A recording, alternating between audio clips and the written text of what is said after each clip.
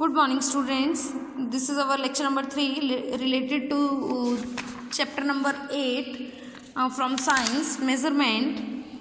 आज इस लेसन में बता रहे हैं why measurement is necessary. मापना क्यों जरूरी है. necessary means जरूरी, मापना तो जरूरी होगा, नेचुरल बात है.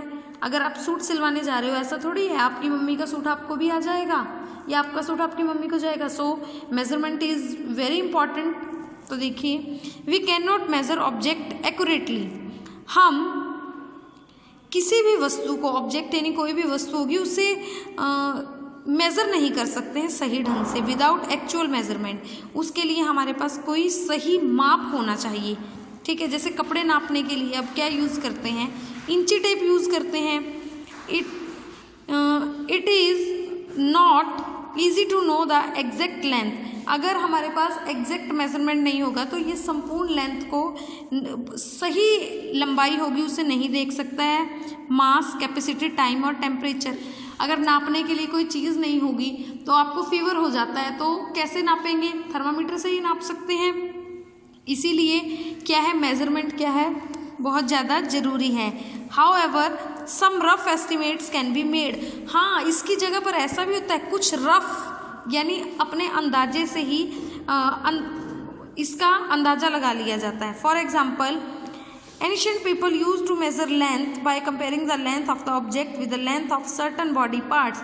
क्या करते थे, पुराने लोग होते थे, अब भी कई बार करते हैं, वो क्या करते हैं, फिंगर से क्या करते हैं, ऐसे ऐसे करके नापते हैं. फिंगर से क्या करते हैं, वो मेजरमेंट लेते हैं. ये देखिए, एंशिएंट पीपल्स क्या करते थे, फिंगर्स अपने हैंड्स के थ्रू, फुट्स के थ्रू वो क्या करते थे, मेजरमेंट लेते थे.